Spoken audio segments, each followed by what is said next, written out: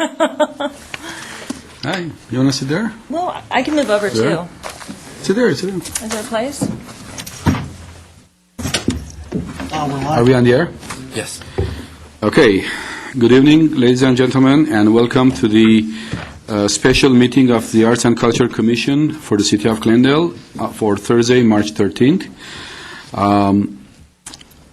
This is a special meeting. We had several issues to consider, so it is a special meeting. Our regular meetings as of now are fourth Thursday of the month, and we might inform everybody if there is any change on that. With that, can I have the roll call, please, Mr. Espinoza? Commissioner Lee? Here. Commissioner Jovanesian's absent. Commissioner Solis? Here. Commissioner Wagner? Here? Commissioner Kivanian's absent. Chairperson Gregorian? I'm here. I'll read the posting of the agenda. The agenda for the March 13th meeting was posted on the bulletin board outside City Hall on March 7th, 2008. Okay. With that, next item on the agenda, please. Introductions and presentations.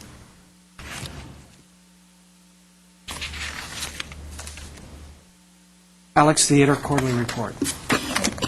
Barry McComb is here, the Executive Director of the Alex Theater, and he's going to really do two reports, I believe. One is the Alex Theater Quarterly Report that was recently announced, or recently given to the GRA, and also an update on the Glendale Arts Alliance. So, Barry?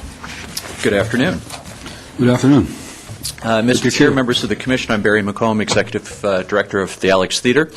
And as you may be aware, actually a week ago Tuesday, we provided our quarterly report to the Glendale Redevelopment Agency for our quarter, which ended December 31st, 2007, and Eve invited me to come and just share some of the highlights that we reported. To kind of start with the finances, which is maybe the less exciting portion of it, but through the end of December, we were showing a cash surplus of $167,259 compared with $209,000 the year before, so we are down a little bit. If you subtract the GRA capital grant funding, we're actually showing a loss for the period of $247,741 compared with $205,651. It's very important that we look at our finances in this manner now because of the pending loss of the GRA funding come 2015. So it provides us with a better indication as to actually where we are. Obviously, these numbers mean that we're losing a little over $42,000 more year to date than the same time period a year ago. However, we anticipated actually the business would be down a little bit, primarily because we were closed for most of the month of August to do our sound system installation as well as some other large-scale maintenance projects. So a better indication as to how we're doing would be to actually compare our results to that of our budget, which our board approved for this year.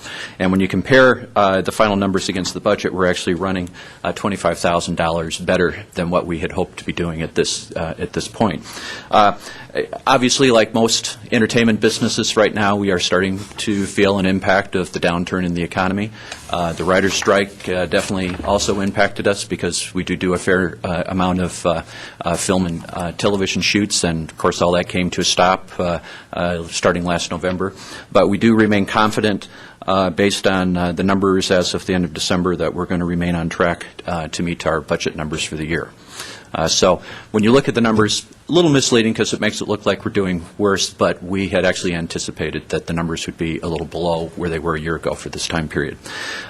Moving on to theater usage, attendance at performances is actually up just short of 5% year to date, which is actually kind of a reverse of a trend that we'd been experiencing the previous 2 years, which was attendance was dipping slightly from year to year. So it's good to see that the trend has actually reversed itself, and we're now seeing an increase. The total number of days of activities is up 23.9%. Year to date. A day of activity for us is any day that the theater is in use. So that could be with a performance that's open to the public, with a business meeting, or with a rehearsal for a production that's coming up. As far as total number of activities, and that's everything from a reception to school show to rehearsal day, we're actually up 21.7%. Activities have had a pretty significant increase this year because of the fact we've been able to do multiple events on a single day. We might do a school performance in the morning and then have a reception in the forecourt that evening. So we're really looking for ways to try to maximize the available time that's at the Alex. Rental income is up 9.1% over the previous year. That's primarily due to an increase of selling more tickets through the box office. When we sell tickets through the box office, we collect a little more in user fees, which is the ticket fees that people pay to purchase online or by phone. So as we've seen the trend go to more people purchasing directly from us rather than through consignment tickets sold through other sources, the direct result has been an increase then in income for our bottom line. The one point that is down is what we refer to as our average rental income on a per-day basis. So if you take our total rental income, divide it by the number of events, it's how much we're averaging in revenues per day. That's down, but primarily because of some of the types of things that we've been booking. The fact that we're doing more receptions, which of course rent for a fraction of what you would pay if you were renting the entire theater, actually brings the average rental rate down. The plus with receptions, and part of our strategy in going after that business, is they tend to happen midweek, which is the time period that the Alex typically is not busy. Plus, they bring people to the theater who might not otherwise have a reason to come to the Alex. They discover us, pick up a copy of our backstage, hopefully discover a show that they want to see, and come back. And a perfect example was the reception last week for Dario Frommer. We had kind of a who's who of government from throughout Los Angeles County, and a lot of people, I'm sure, had never stepped foot in the Alex before, and we're all commenting on what a beautiful facility it was. Quickly going through some of our operational activities. From a community outreach standpoint, we were very pleased to once again feature Merry Tuba Christmas last December. For those of you that are familiar with that event, it's a gathering of tuba players ranging in age from, I think this year the youngest was 9 and the oldest was 80-some. You have professionals and amateur players, and they get together at a free event at the Alex and play holiday favorites that the audience gets to sing with. And as usual, we had somewhere between about 250 and 300 tuba players crammed on stage together with a full house of people in attendance as well. So that's become an annual force. We also participated in the Glendale Fire Department's Sparkle of Toy Drive, collecting toys at our performances through the month of December. We've also begun to partner with the Star Kids program through the Glendale Police Department, which is for kids in need in the community, and we've been able to partner them with a variety of performances at the theater, so they've been able to come and see different shows as one of their outings. And we were also very proud this year for the very first time to be one of the many sponsors of Unity Fest, which of course is an event that the Commission is very involved with.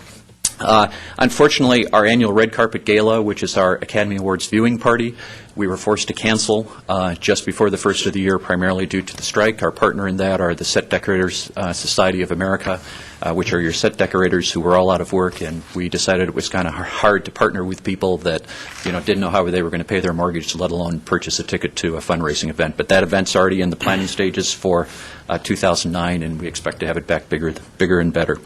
The Friends of the Alex in October also for the first time hosted what they called a Night at the Alex, which was kind of a preview open house where we had members of our resident companies present to talk about their upcoming season. We had tours at the theater, wine, food. It was just a very fun night. A lot of, again, new people who hadn't been there before. The Friends kind of used it as a kickoff for the season for their members and also as a way to recruit new members. So that's an event that's going to become annual. And last, if you look at the backstage at the Alex that we passed down, if you go to the bottom of the front page here, you'll see the new logo for the Alex Theater, which we introduced, which has a more contemporary rendering of the spire and actually will allow itself to be utilized in advertising and on posters much more so than the old tall logo that we'd been using previous. So we're very excited to roll that out, and actually within the next hopefully couple of months we'll be rolling out a brand new website for the Alex Theater too, incorporating the new logo and a wide range of features, which is really going to make the Alex site probably an example for other theaters throughout the country. We've spent almost a year developing it. So that's kind of a quick overview of our activities. I'm certainly open to answer any questions you might have, or I can move on to talk about the Arts Alliance. Any questions, Commissioners? Okay. Sometimes Okay. no questions is good. Regarding the Arts Alliance, we had actually hoped to come before the Commission this month to bring you kind of a scaled-down presentation that we'll be taking to the Glendale Redevelopment Agency. Unfortunately, with your meeting getting moved up by a couple of weeks, we weren't far enough along in finalizing the plan to be ready. As it turns out, at our own Art Board meeting last Tuesday, we ran out of time, and we'll actually be holding a special meeting later this month to finalize the plan. And as of right now, we're planning to go in front of the Commission, or in front of the agency, rather, on April 15th, which, again, does not match up with your meetings, but we will come and do a full presentation for you at your first meeting in April. So if it winds up being before the 15th, you'll see us before. If not, you'll see us after. And things, I think, have progressed very well. We got a lot of very valuable feedback from the forums that were held in partnership with the Arts and Culture Commission. Many of the major points that were brought up we've tried to incorporate. We've completed our bylaws assessment. We've actually written a 5-year strategic plan that we're just kind of assessing through the various points of. And we've also completed our 5-year budget projections, which I'm actually happy to report, once all the numbers were put together, actually do take us down the path that we were hoping for, which is to slowly but surely reduce our reliance on the city's financial support. So, again, I guess it would be the end of April. We'll be back and give you a very detailed overview of what our plans are. And, again, I'm open to answer questions regarding the Arts Alliance. Okay. Commissioner Wagner? Actually, I thought I had a question, but I couldn't remember what it was until I looked at my notes. I went back to the earlier report. What would you say, you had an increase in usage in attendance. To what would you attribute that? More marketing, better? Well, you know, as primarily a rental venue, it's really tough for us to track why people are coming to show, not because we're not in control of the marketing. Certainly, we would like to believe the frequency that we issue this piece helps draw people to the theater, but at the end of the day, it really comes down to more the mix of what we're doing. There are times when we'll be doing a lot of business meetings or events, such as film screenings, which are never expected to sell 1,400 tickets for the night. And then you'll go through other periods where, you know, with performances like the Gay Men's Chorus and Los Angeles Ballet, where you anticipate full houses. So many, many times it comes down to the mix. We're, this year, I think, doing more large-scale productions that are sitting for 2 or 3 days at a time, and certainly that's resulting in an increase. The one thing which I can announce today, which we're very excited about, and we'll talk more about when we come back with the plan, but the Alex is going to be re-entering the arena as a presenter starting in 2009. So in a very measured way, we will start presenting shows that we'll be bringing to the community again, as we were doing several years ago. Great. Any other questions? You know, I have a question regarding, can you tell us how you came up deciding the name Glendale Arts Alliance? Glendale Arts Alliance, actually we went through a variety of different names. And unfortunately, many names that we came up with were taken for one reason or another, and probably our biggest source of problems in that area is Glendale, Arizona, which has a very active arts community, and obviously everything's also called Glendale. And I hadn't actually planned to announce this, but I guess I'll go ahead and use this time to do it. Our initial name that we wanted to use was Glendale Arts, because we felt it was a good brand for the city. And when we did a search for the website address, it came back as being registered. We didn't really go very deep to find out what that was. As it turns out, Glendale Arts actually belongs to the Glendale Art Association here in Glendale. And in meeting with them, they raised a concern regarding potential confusion between the word association and alliance. But when we got together, they very graciously said that they would be willing to basically donate their website address to us if we wanted to operate under Glendale Arts. I mean, it was a no-brainer for us, since that's the name we originally wanted to use, and particularly in developing a web portal for Glendale as an information source for the arts and to be able to purchase tickets and things like that. The perfect address is glendalearts.org. So basically their board and our board have agreed to do that. We'll be doing a more official unveiling probably in the next couple of weeks with the press release. But it's just, I think, another example of the level of cooperation which exists among arts organizations in the community. And we like to say, that this is a situation where I think it's a win-win for both, because we had always planned on partnering in a lot of activities with the Art Association.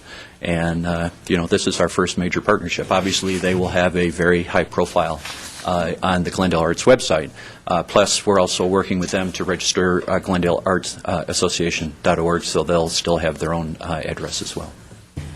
I'm glad that you read the purpose of my question and answered almost every other question that I had, because I had heard, but so you are not going to use the GAA acronym for this in the future, it's just GA. Is that what I'm... Actually, we're not going to use GA. We're going to use Glendale Arts. It was never our intent to even use GAA, and actually, I know there was some discussion of confusion from that. There's other GAAs in the community, such as the Glendale Adventist Academy. I mean, it's just one of those things where it's tough to stay away from. But in speaking with the representatives of the Art Association, their concern was never on the acronym. It was more on concern between the word alliance and association, which, to be quite frank, I certainly understand. So that issue has been resolved? Absolutely, yeah. I'm so happy to hear that. Both sides we're both very happy, and we're looking forward to, actually, we're already talking about 3 different events to partner together with in our first year of operations. Well, I'm happy to hear that, because there were a lot of concerns and a lot of probably misconceptions of what was going on. But if that is resolved, then that's excellent. Okay. As I've learned over the years, all you got to do is sit down and talk to someone, and you can usually solve an issue extremely quickly. Excellent. Okay, Commissioner Wagner. I just wanted to say, give a thanks ahead of time on behalf of the school district and the Glendale Ed Foundation. After this meeting, I'm going to a committee meeting for the Glendale Educational Foundation Showcase. Yes. So, which is the first Friday in June. The actual date escapes me, but June 6th. 6th. Yeah. Thank you. Thank you. This is the second Solis? annual. Commissioner So now Solis? it's not Glendale Arts Alliance anymore, it's just Glendale Arts. It's going to be Glendale Arts, which again was our first choice in name, because this publication, instead of being called Backstage at the Alex, will most likely be called Glendale Arts as it's distributed. If someone's going to enter information into a search engine to find out about arts in Glendale, what are they going to enter? They're going to enter Glendale Arts. It just makes so much sense on a number of different levels for us. And also for the broader arts community, too. So, yeah. Excellent, thank you. Any other questions from Mr. Malcolm? Great. Okay, Thank you so great. much. Thank you. Next item on the agenda, please. Brand Library and Art Center programs.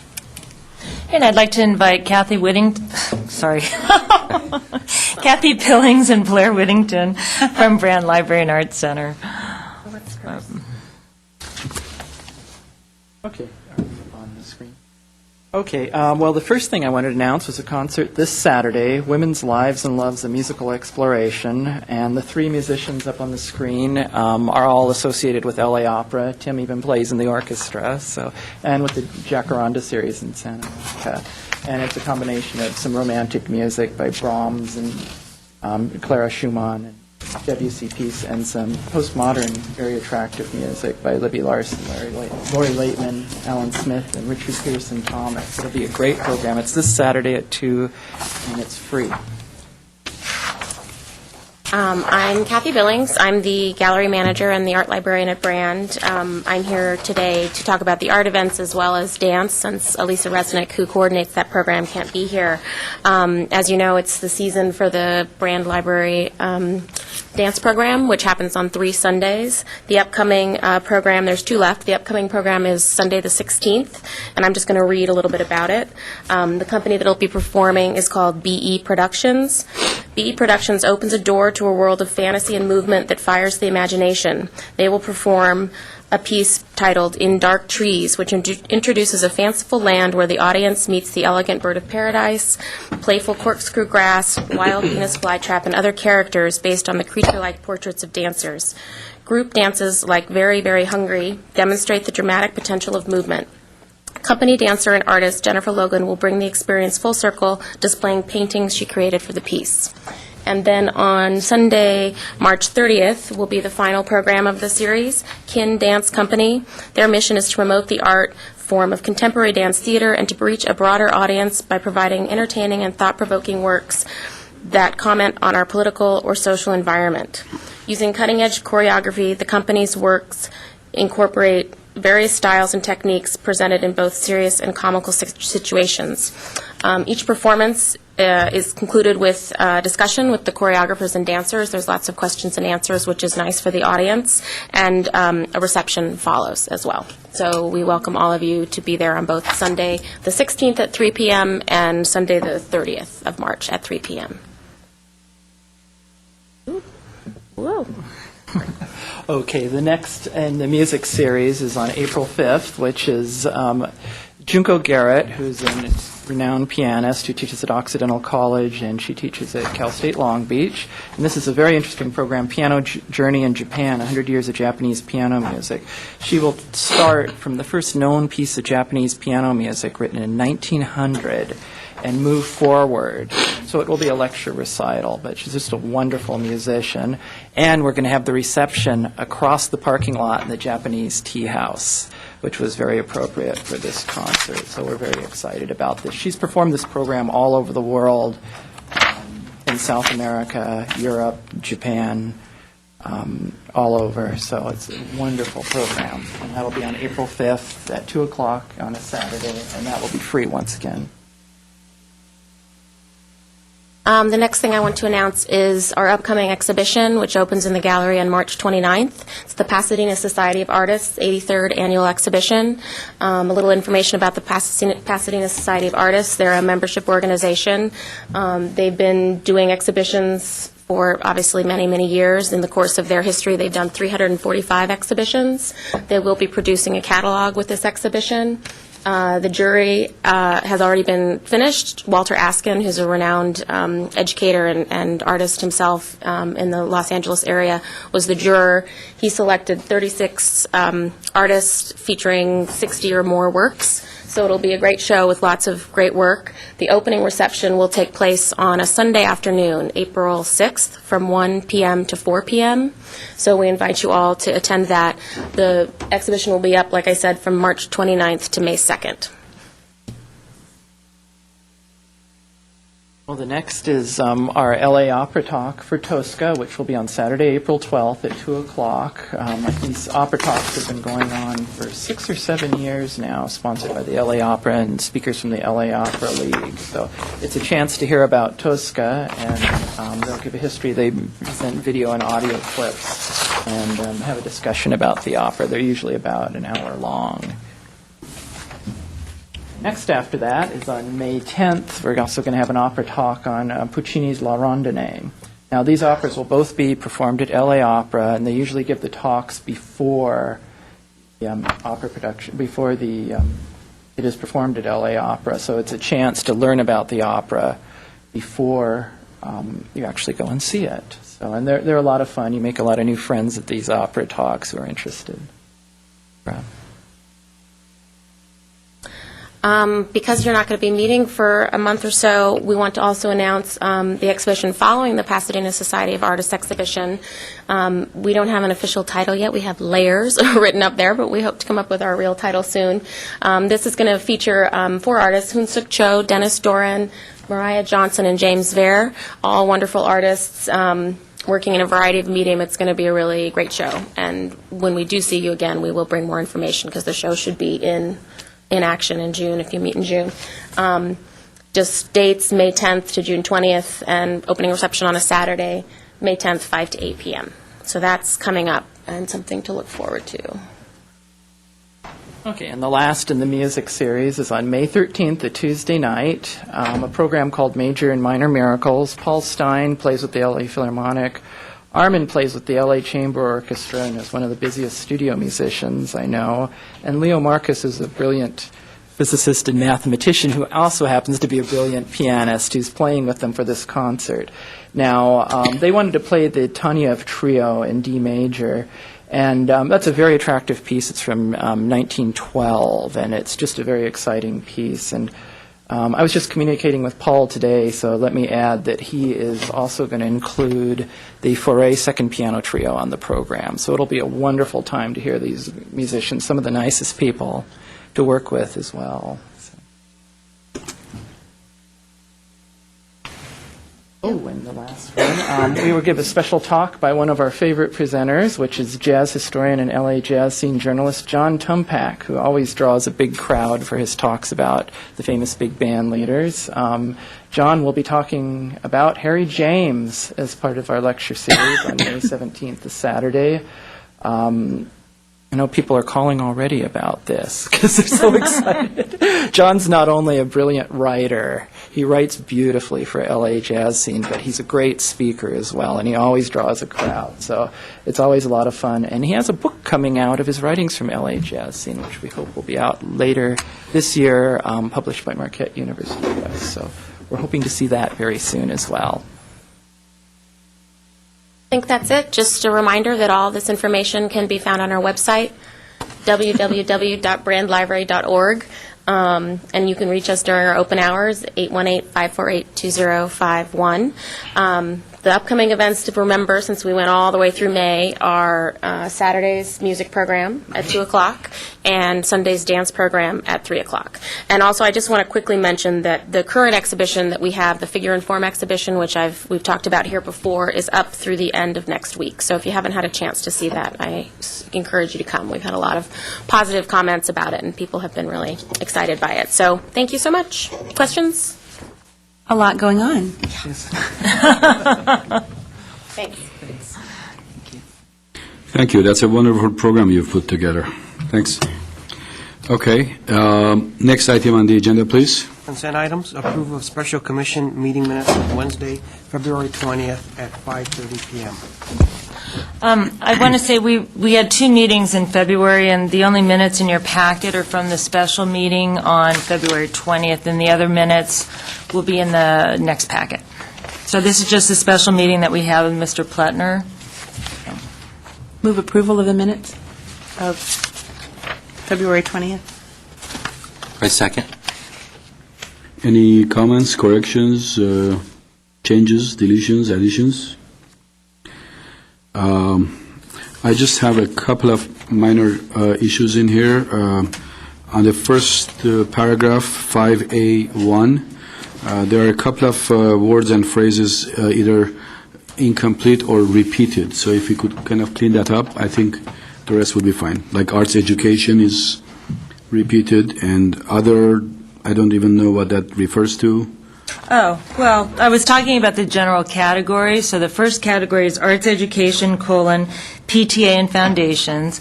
The next category is arts education, other. Then the next category is business leaders. So that's what that's referring to, are those categories that were on the spreadsheet. Category and like a subcategory. Yeah. I mean, that one sort of just had that's the way that category was originally written on the spreadsheet. Well, I don't know if it can be written clearly or not, but that kind of confused me. I don't know what my other fellow commissioners think, but that's just a very minor point, so Okay. nothing major to worry about. If there is no other corrections or additions, let's just have a roll call for approval, please. Commissioner Lee? Yes. Commissioner Dovanesian's absent. Commissioner Solis? Yes. Commissioner Wagner? Yes. Commissioner Kavanian's absent. Chairperson Gregorian. Yes. So the meeting of February 28 will be packaged with today's meeting for the next meeting, correct? Correct. Okay. Okay, next item on the agenda, please. Oral communications. I actually have just one card. It's still not too late if anybody wants to present a card to speak. In this section, we allow the members of the public 5 minutes to come in and present their issues. There is not going to be any discussions, but the commissioners can ask questions. And the only person that I have is my old friend, Wanda Dorn. And Wanda, you will have 5 minutes to tell us about your great event. Good afternoon. Greetings to the Arts Commission, and especially to all of you, because all of your friends that I've worked with, Joanne Amator, and the chair, Mr. Gregorian. And it's wonderful to be here. I had to step away from do, as you most know, the community work and to pursue some other things of interest for myself, my personal passions, as well as that of my son. So it's been a while since I've seen you. And he's been very successful, and so have mine, and so I'm proud to present one of them. As you know, when I have always worked in the community, I've always brought diversity and interest to especially with working with young people. And Glendale being such a beautiful city, I have had a passion and have worked with, I had done, most of you know, an event for many years in Northern California, and I'm able to bring it here now. And I chose Glendale because a lot of the young ladies that are going to participate are from all over the state of California, so they'll get a chance to see what a beautiful city. And it is called Black Model of the Year Pageant. It is not a pageant, it is a competition, it is a pageant, but it is more than that. The young ladies that were selected, this is a pilot project basically for one of the events that we're going to be doing later. But these young ladies are not just models. They are ladies that were pre-selected and screened for their educational background. Either the adults or college graduates. The young people, we have even 9-year-olds that are in different categories, and they were selected for their ability to speak, communicate, and go out and speak to other groups and organizations. They are very, very, extremely talented and very well screened and pre-selected for just that, for depicting a positive image of young people today.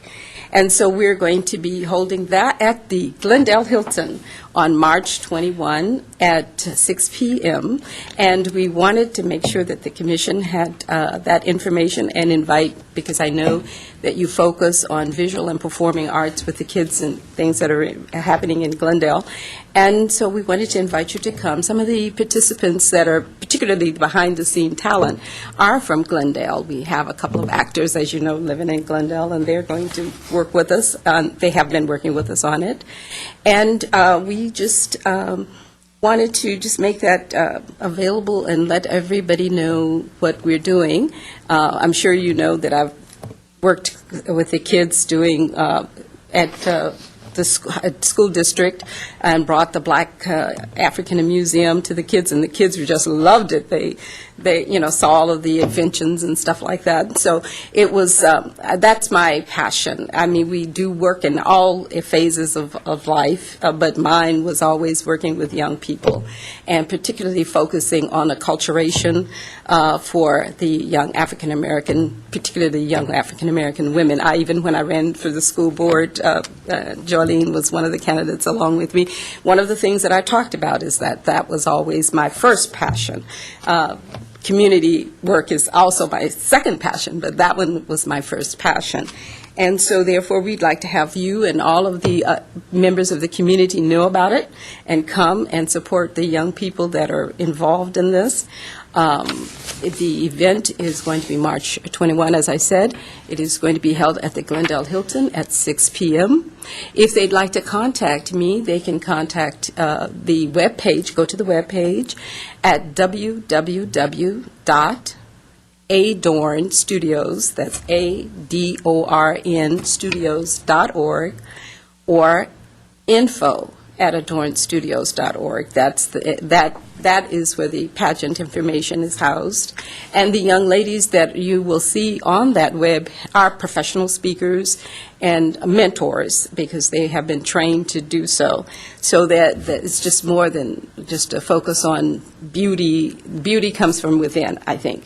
Beauty comes from training. Beauty, I think, comes from... So this is just sort of a pilot program for... I'm going to go ahead and say it, a reality show that we're working on. I was trying not to say that. Okay. And so, but that was what we're going to be doing. We have also provided school to work for young people who do our camera work and actually writing music and that kind of thing as we've gone along with this project. And as we grow, it will be definitely for more young people. It definitely has that. It is a nonprofit applied group, and we're appending the final. We haven't had a chance to get it yet, so. And time is up. I'd love to answer any questions if anyone has any questions. Any questions? Do we just, these are for us to, you don't need a reservation or? You don't need a reservation. We would love for you to go ahead and email us the reservation so that we can make sure your name for introduction, or if you'd like, is on the list. So we would like to make sure we recognize you if you're able to attend, or when you're able to attend, the positive side of it. Mm-hmm. And I had worked with Amador for so many years. I just, I'd like to say hello to you. I didn't get a chance before the meeting. Thank you. Any other questions? Well, I'm so excited to see you back and active in the community. I think we missed you, and I'm looking forward to seeing you a lot more. I will say, I actually said the same thing. I miss working in the community, but, sometimes life takes you in circles to bring you back. And so I've found myself working back in the community with the kids and stuff, so it's probably going to be back again. So, I had to do something to bring me back to where I'm supposed to be, I think. Great. Okay. Any more questions? Okay. Thank you. Thank you. Thank you. Nice to see you again. Next item on the agenda, please. Business agenda, action items, reconsideration of moving the regular scheduled meeting of the Arts and Culture Commission. Let's leave that for a little later on. Can we go to the next item, please?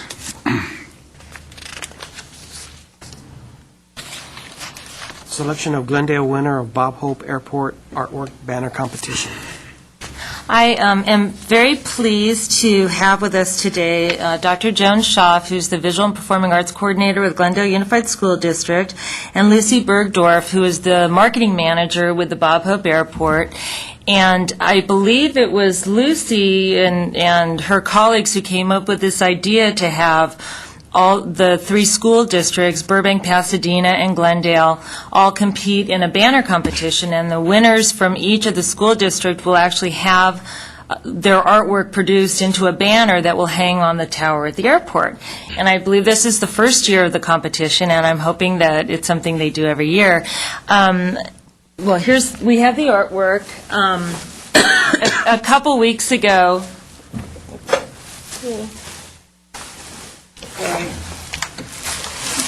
you got it? Okay. A couple weeks ago, Dr. Schaaf invited myself and Sharon Collins and Jeff Blythe to be juried, and we looked at the 11 submissions that came in from Glendale Unified, and we selected 3 finalists. And I think, as I said in the cover memo, the criterion that we looked at was artistic merit, creativity, legibility as a banner, and adherence to the theme. And the theme is Flight, a Gateway to Dreams. And so what... Would you like me to... Oh, that'd be me. Yeah, that's perfect.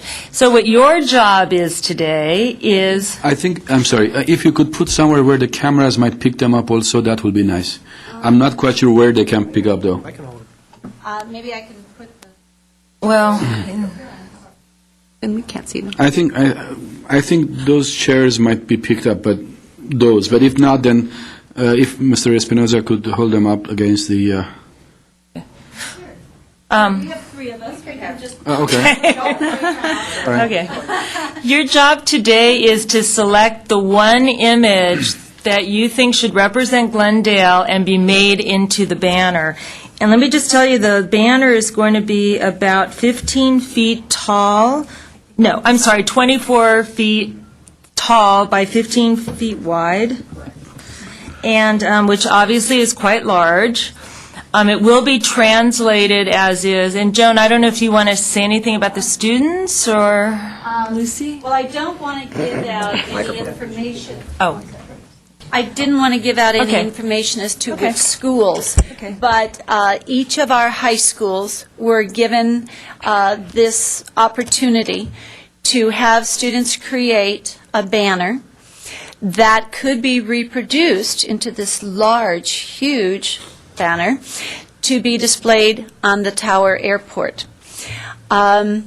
The Airport Authority had been very, very gracious to offer this competition, and I just thought this was a great opportunity for our students to learn a real-life application for their arts. The teachers' comments that they were so excited that their students' artwork would be recognized and acknowledged. As we all know, millions of people come and go out of the Burbank Airport. I'm sorry, the Bob Hope Airport.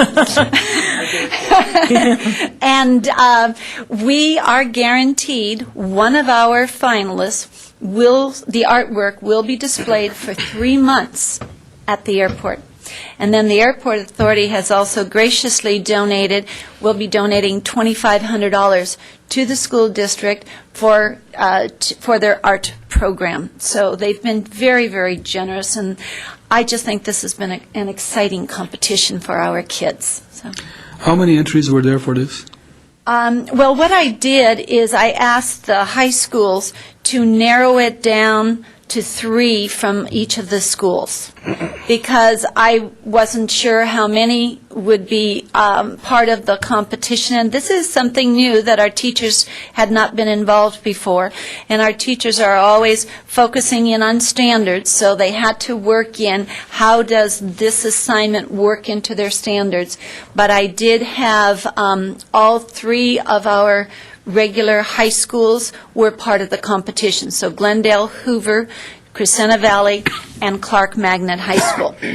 Then they gave us their finalists, and then from their finalists, we came up, the judges came up with these 3.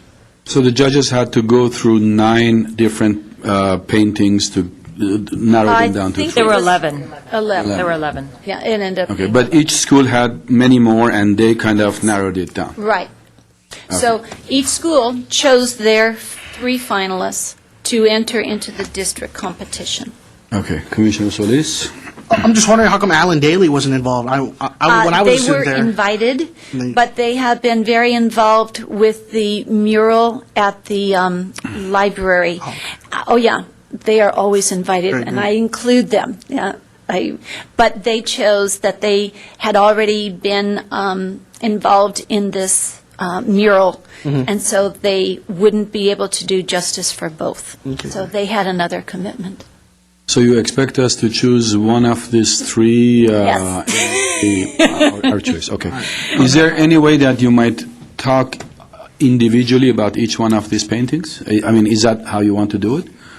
Or do we just pick? I think it's, Well, I mean, I felt that this is going to be a hard decision because It they is. are 3 entirely different pieces of artwork. I don't want to influence you. Maybe Eve can read off the criteria again, and I think maybe that's where you may want to come to your decisions. Yeah, that's a good idea. yeah, what we looked at was artistic merit, creativity, legibility as a banner, and adherence to the theme. And the theme, again, is Flight, a Gateway to Dreams. And I will say that, well, do you want me to talk a little bit about the judges' thinking process or not? Maybe not. I Okay. wouldn't recommend because Okay. that was that group of judges, and now we Okay. have a You're right. different group. Okay. This is kind of awkward in a way, but it's the way it's set up. But I guess a decision has to be made.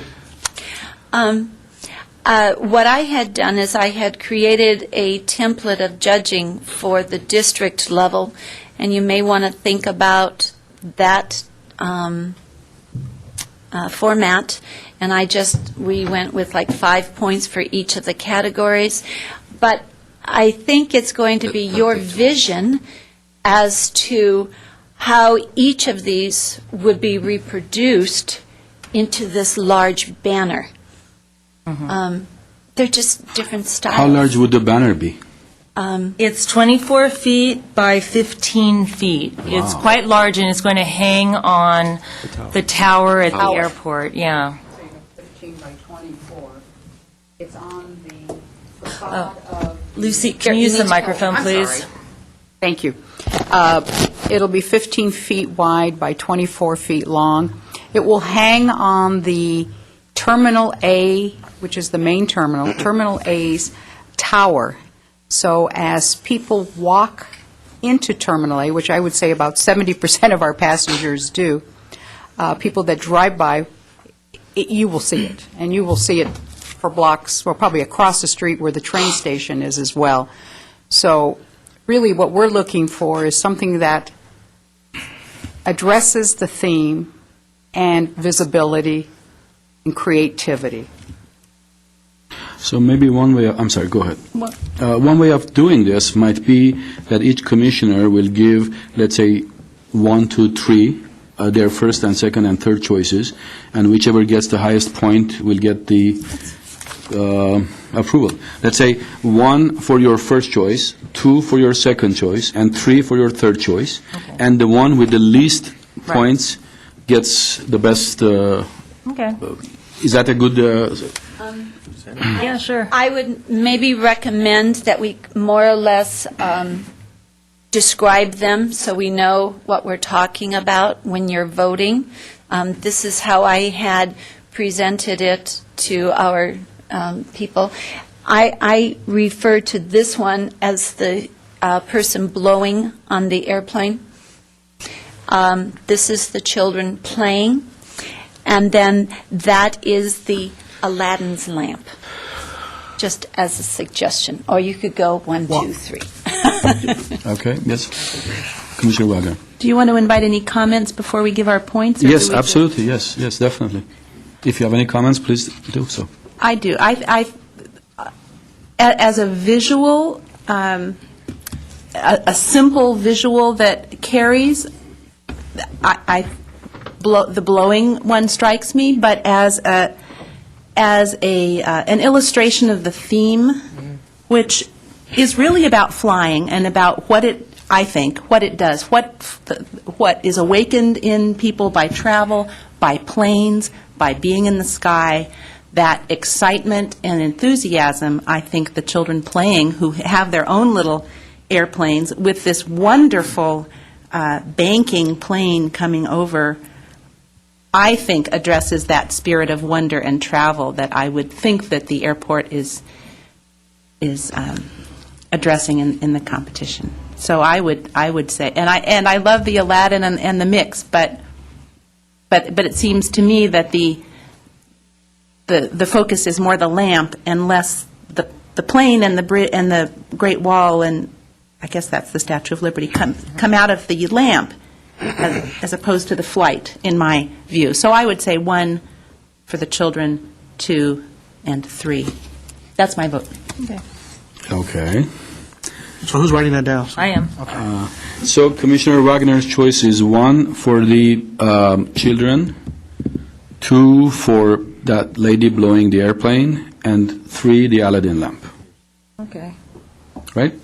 Okay. Commissioner Solis? The theme has to do with your dreams, right?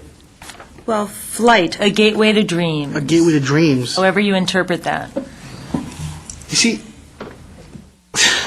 I was part of the airport authority when we were thinking of a theme, and the theme was chosen to give anybody whatever their idea was. It truly was a broad theme to inspire students' creativity.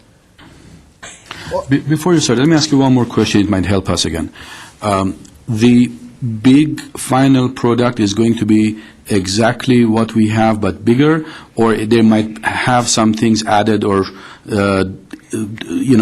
taken away, like maybe instead of 4 children playing, maybe 10 children, or instead of the huge lamp, maybe a smaller lamp. I mean, what is that going to be? The piece will be reproduced exactly as it is, but on a bigger scale. Of course, yes. All right. Yes. Excellent. 15 feet Okay. by 24 feet. All right, so it's not going to be modified in any way? No, if there's any question to anything that's maybe not clear when the art piece is digitized, then the company will contact the artist and make sure that whatever they do to correct it, you know what I'm saying, is okay with the artist.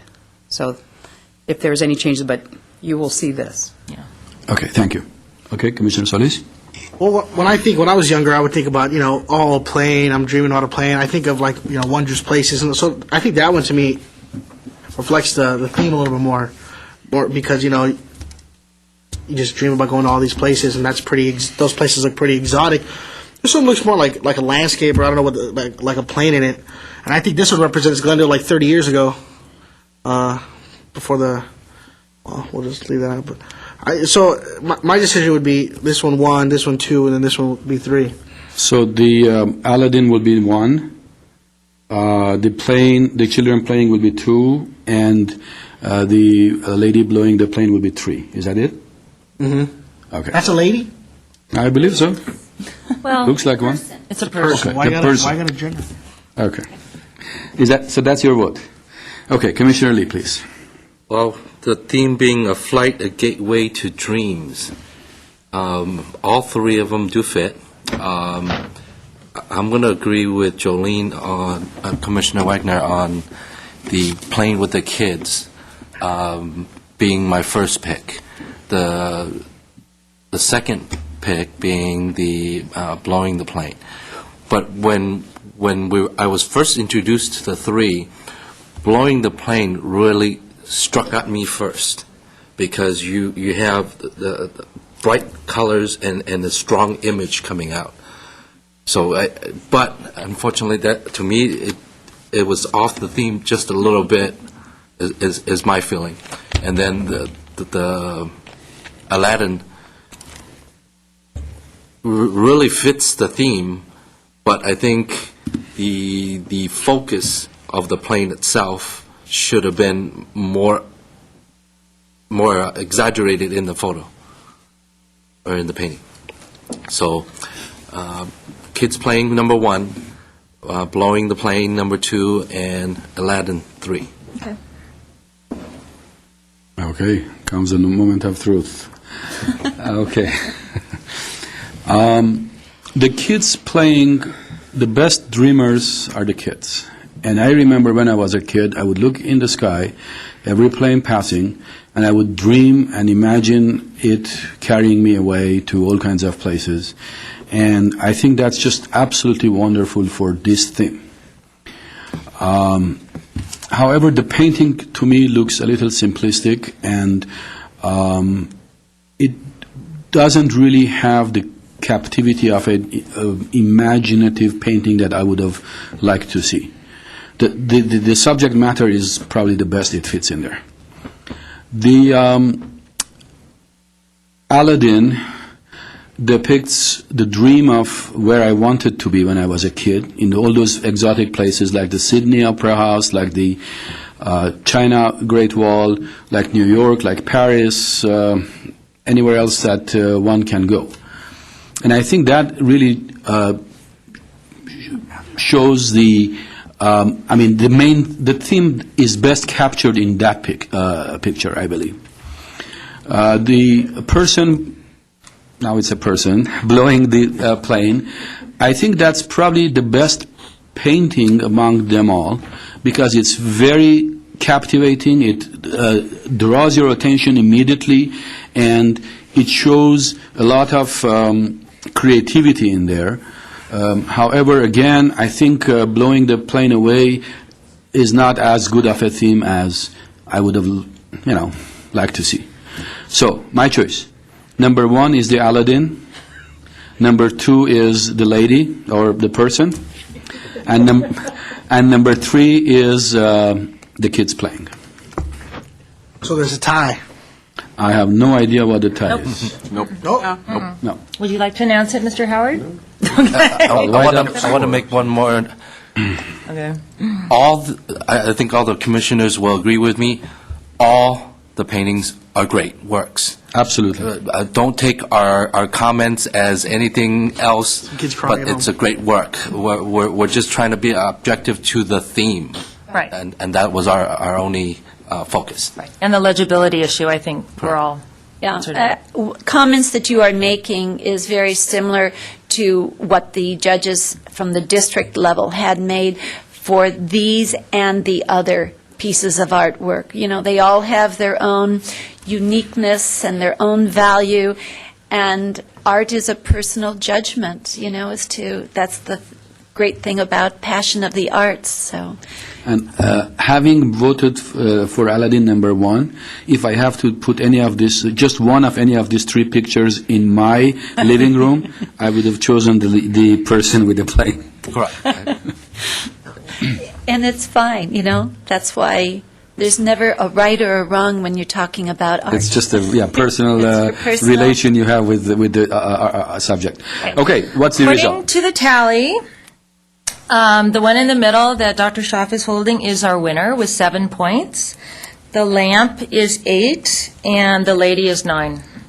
So if you'd Okay. like to make a motion verifying that or I don't wanna- validating Yeah, that? let's make a motion. I think you wanted to make I it. move we accept our vote, our verdict. Okay, and any second on this? Second. Okay, any comments? You wanted to make a comment? Oh, I just have to say, I'm kind of a sucker for landscape. I'm all, but that isn't what struck me until after all the vote, and I thought, well, you know, but it's hard. It's hard. When I saw that we would have to choose, I thought, oh, wouldn't you know, they'd put that on us. Or actually, the banner is so large, maybe we can put all three of them on the banner. I wish we could choose that. It's any consolation to you, the Arts Commission in both Pasadena and I believe it was the Public Art Committee in Burbank also had to make similar choices in their communities, and that's how these final decisions were made, so Okay. you're in good Who's the company. winner? We have a motion on the table and seconded. Let's just keep to the comments, and then we vote, and then we will allow Dr. Schaff to have whatever you want to say. Any comments on this? Okay, let's have a vote. Commissioner Lee? Yes. Commissioner Delavanesian is absent. Commissioner Solis? Yes. Commissioner Wagner? Yes? Commissioner Kavanian is absent. Chairperson Gregorian? Yes. Okay, thank you. The vote is in, and the kids won, which is good. And Dr. Schaff. I would like to let you know the name of the student. This is a student from Crescenta Valley High School, and the student's name is Soban Hebron, and she is a 12th grader at Crescenta Valley High School. The teacher was remarking what great strides she has made from when she first started art to the imagination and really going out and breaking barriers from her own original type of art. I wanted to let you know. And the teacher's name is Sarah Wiggins, and so I'd like to congratulate Crescenta Valley High School. Okay. Okay. Our Aladdin's lamp was Evian Vicencio Oliveras, a 12th grader at Glendale High School.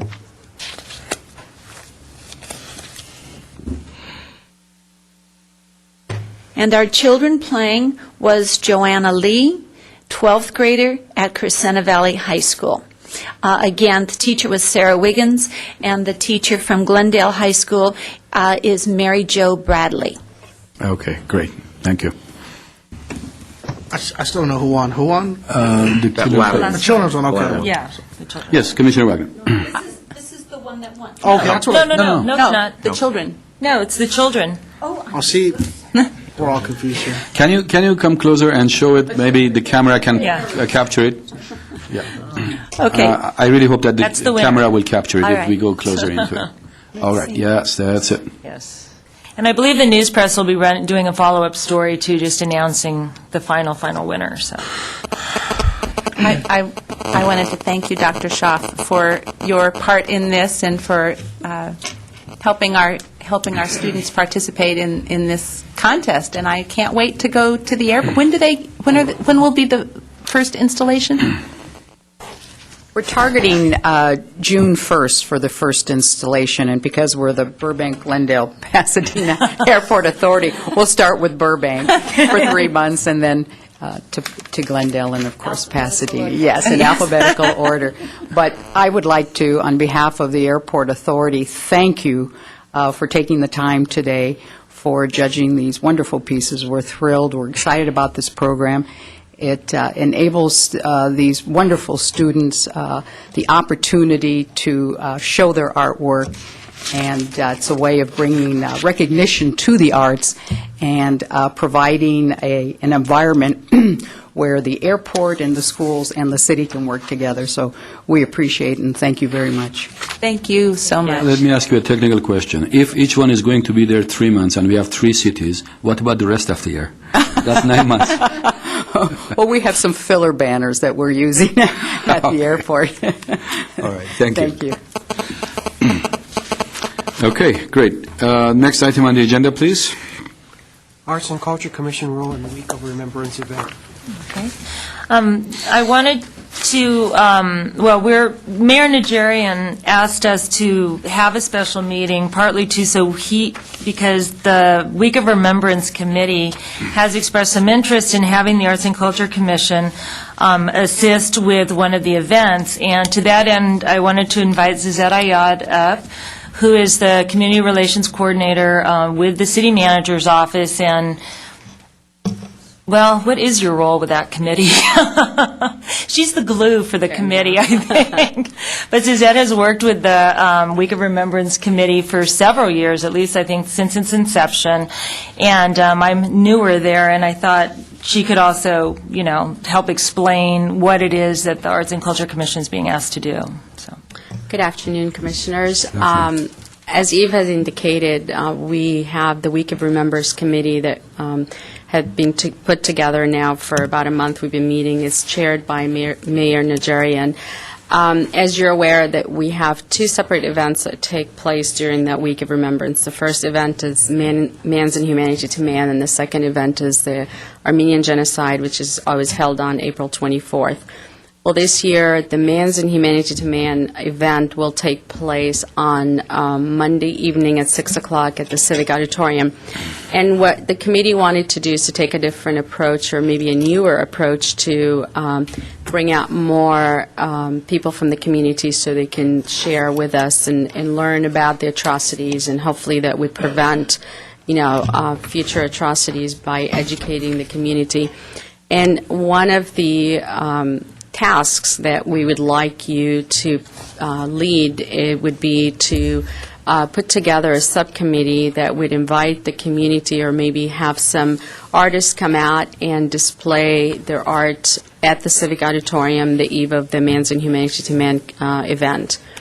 And by taking the lead, and being that you all have talent in art, and one of you looking at me like yes, that we're hoping you would participate in the event and assist the art committee in choosing some art pieces and choosing the theme that would go with the actual event and what we're trying to accomplish. And that targets toward education, also to validate some of the atrocities, including the Armenian Genocide and any kind of other atrocities that have taken place.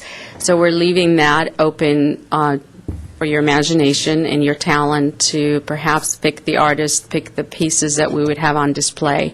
Along with the art pieces, what we were going to have is an ongoing movie that displays some pictures of atrocities. We're also going to have a couple of speakers. Unfortunately, I don't have the names yet, but we're planning on having a couple of speakers to talk about those atrocities. So I wanted to get your feedback and see if you're interested in participating and assisting the committee. You said it was going to be in the Glendale Civic Auditorium. Correct. Our packet says Spar Heights Community Center. Yeah, that, apologies for that. Last night, the committee decided to change the location and have it at the Civic Auditorium, being that it's a bigger facility. It's a much better venue, yeah. Yeah, it'll be on the lower level, too, and it's Yes. already been reserved and everything. And it's a 6 p.m., Okay. 6 to 8. All right. Any questions from Ms. Ayad? Is there going to be music? I'm sorry. Is there going to be music? No, we're not. We didn't talk about it, but of course, we're wide open for suggestions. We do have a video that will have, as I said, there's a video DVD is playing in the background. It does have an orchestra from what we've seen in the video, and pictures to go with the orchestra. So there will be some theme, or, it's not live music or anything, but we will have some music in the background. George? And the plan also is, I'm sorry, Joanne, the plan is also to have 3 speakers. One is, I think, Reverend Jambazian, who's been to Darfur, and he's going to speak about his experience there, and may show some slides or something like that. Yeah, I didn't say the names yet because, I don't have... They're still being confirmed. Yeah, they're being confirmed, so don't hold us to it yet until they come back. Yeah, you heard it from George. But also, there are going to be 2 others, I think, and one potentially for the Native American atrocities, and then the Irish, I think. Yeah, the Irish Yes. The other English, yeah. topics. Yeah. And the idea is to keep it a more informal event than it's been in the past, so maybe one of the speakers will speak and, briefly, 10 to 15 minutes about their topic, and then maybe in another half hour, we'll have another one speak. So the idea is to have it be, give people the opportunity to roam around and look at the work. We were talking about maybe having some bookstores and booksellers there, that have books. Maybe there's an author that just, wrote a book. So there can be some dialogue on a more kind of one-to-one basis, and then the speakers. Yeah. So this is for the first event, on the 21st. Right. Yeah, and the idea is to have it broad. It's about all the atrocities. It's, not a focus on any. And we're also planning on working with the Friends of the Library to see if they have an author that they can bring in to the event, and as Eve said, to sign a book. Or we're still in the planning stage right now, so there's a lot of good ideas that we're pursuing. And again, one of the ideas is to have your commissioners involved. Commissioner Wagner, you had a question? Well, I'm just trying to imagine what you're looking, the downstairs has the recessed center. Right.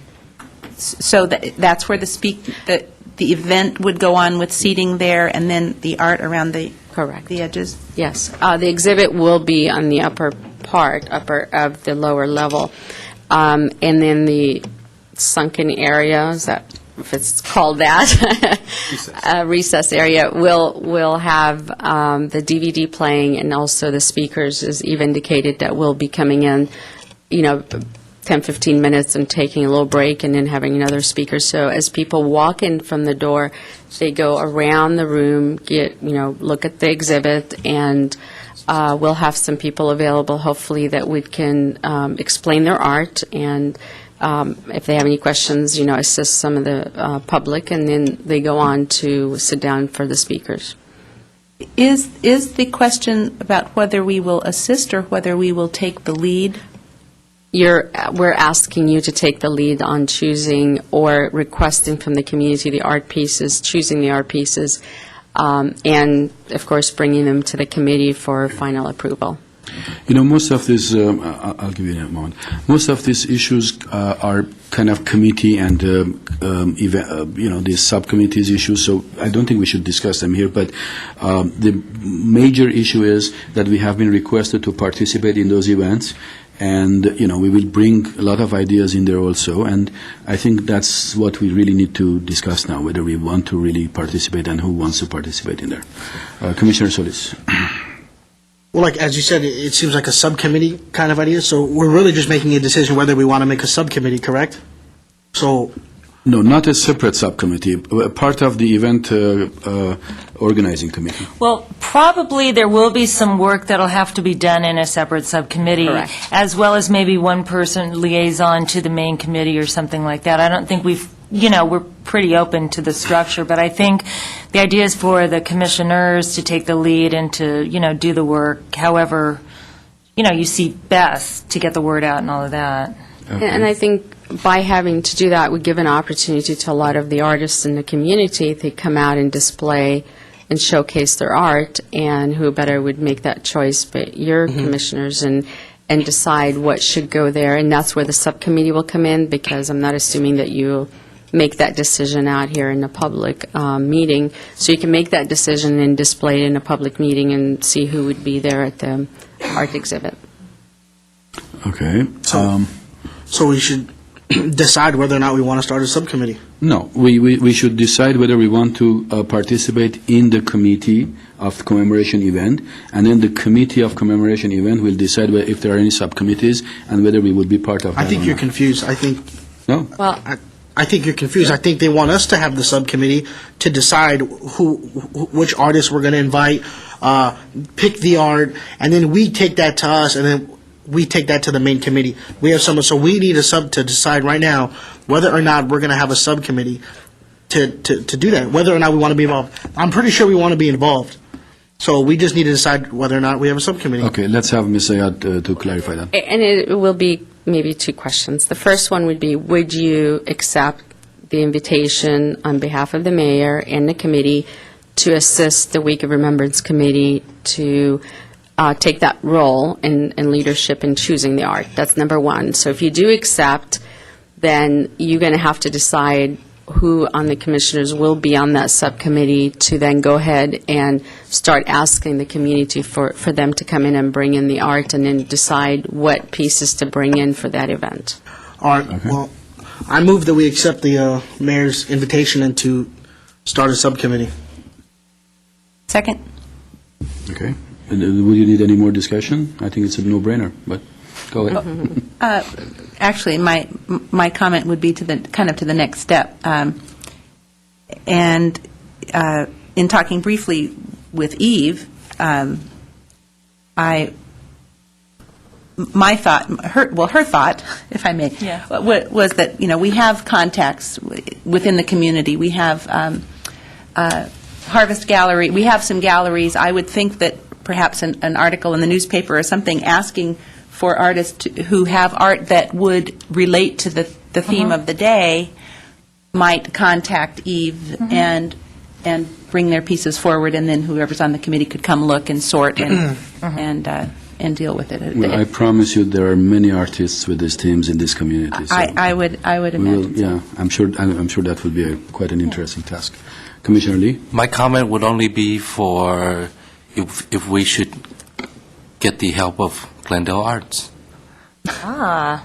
Because they're supposed to be compiling a list of all the artists, and if they're able to set up the database, what they were talking about, or is that? I that's think not sure that's they're ready for premature, that. yeah. Okay. I mean, I'm sure they would help us get the word out. At this point, we have a pretty good list, though, and I think, like you said, we could do a release. I'll help you draft some criterion, and also, you really don't want people bringing you paintings. You want them to bring you slides or, something portable.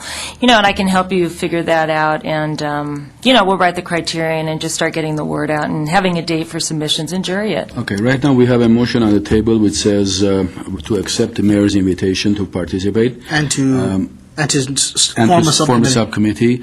If there are no more discussions on this issue, let's go for a vote. Okay, Mr. Espinoza, please. Commissioner Lee? Yes.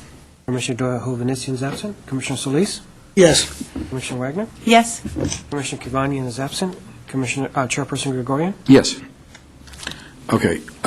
Now is the issue of who wants to participate, and I know that one of our absent commissioners was very emphatic that she wanted to participate, and I don't think the fact that she couldn't make it today should kind of deter her from participating.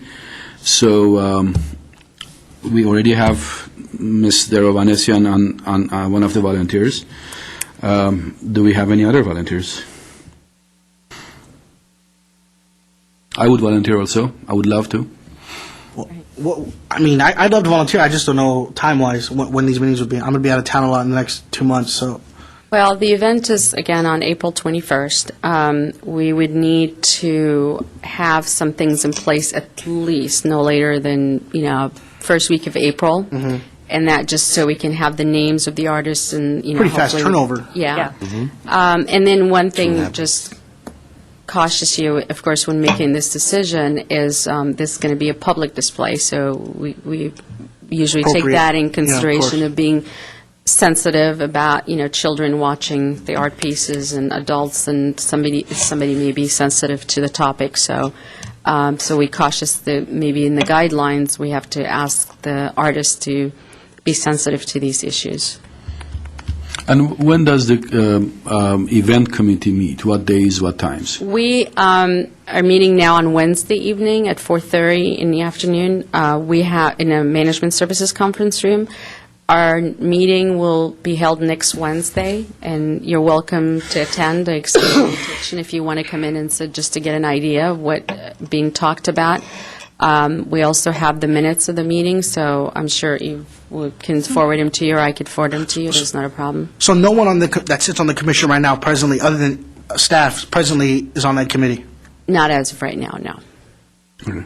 So other than Mr. Ovanesian and myself, anybody else of the commissioners? I'll be glad to help as I can, but I wouldn't, with a new board regime coming forward, I'm not going to volunteer for this one. Okay.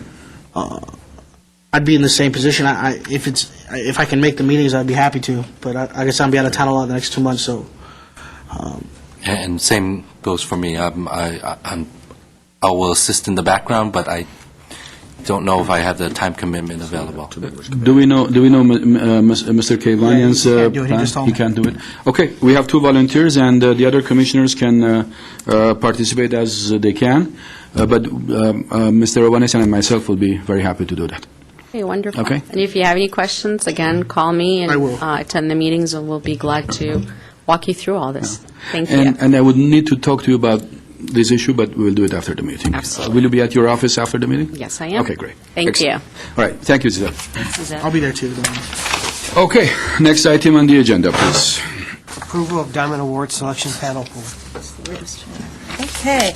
This was tabled from your last meeting. What we wanted you to do, you were being asked to do, is look at the selection panel, or the selection pool of candidates.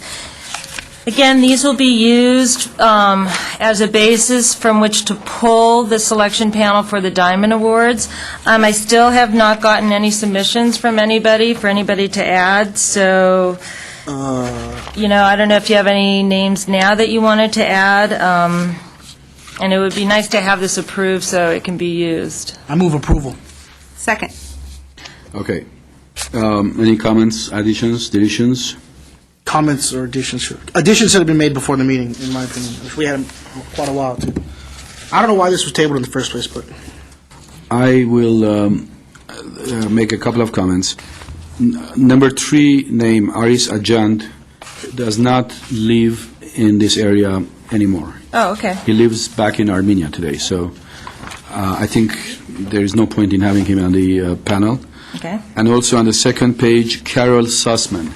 She also lives in the desert, and I don't know if she will be willing to come over. So Carol might not be a good list. And I would like to add Ripsime Marashian on this list. Okay. She owns a wonderful gallery, and she's an incredibly great artist and art curator. So I think she will be a good addition to this. Spell Marashian? Ripsime, Ripsime. And the last name is Marashian. She's the owner of the Art Source Gallery and the chair of the Brand Associates. And I have her business card, so I can figure out how to spell it later. Okay, good. No, I already know how. If not, at the last meeting, we got the big article about her. Correct. That's right. Correct. That's right. That's her. Correct. That's her. Yes. Yes. I should have checked, and I didn't. I wouldn't remove Emily Young. I don't know that she's in PTA now, but I'd leave her. I wouldn't remove her name. She's on the second page, just above the staff recommendations. Sorry, you would remove or no? not? I would just take. Off the PTA part. Off the PTA okay. part. I don't think she's particularly active now. And can staff please tell us why you recommend some deletions and some additions, especially the deletions? The deletions are either no longer living or they have changed positions. Or one is on the commission. Yeah, exactly. Exactly. One is on the commission, so it's not appropriate. So let's say the last 2, which category are they in? The last one Peggy is and deceased. And Vache is deceased? No. The last, Peggy Van Pelt, Oh, okay. is deceased. Oh, sorry to hear that. the shock when he thought Vachi. No, and Vache, I ran into, and he's retired.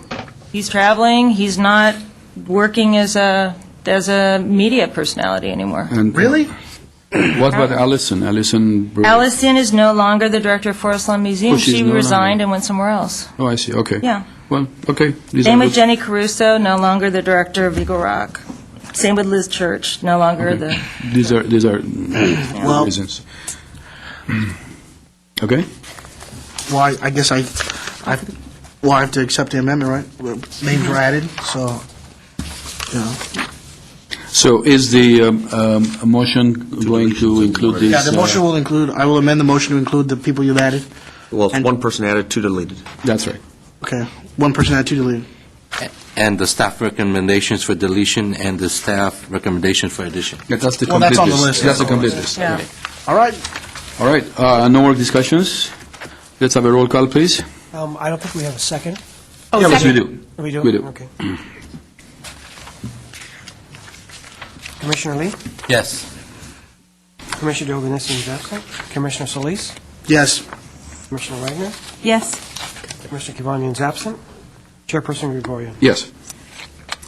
Okay, if we go back to the first item that we said, let's do it later, one of the reasons I said let's do it later, because there were people in the audience that, might wanted to go back to their work, and they didn't probably need to be here.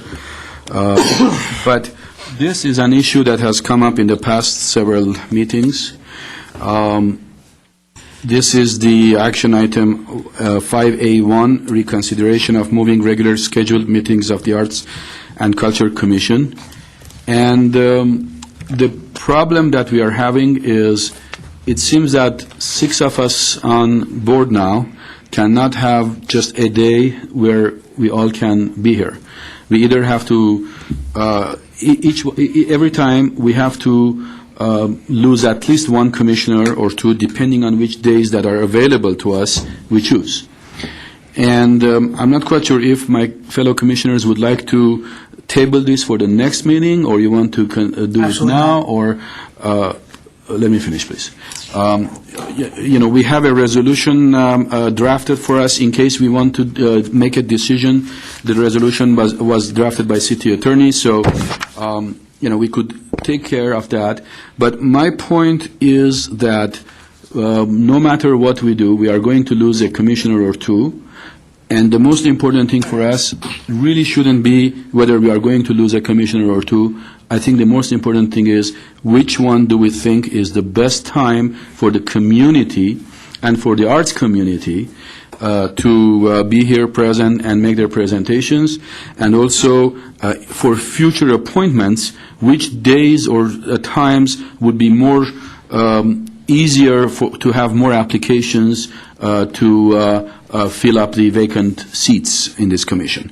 So I think these are all the considerations, and just a little report. I have spoken to Mr. Starbird also about this to see whether he could help us anyhow to kind of move maybe one of the commissions who is meeting at nights.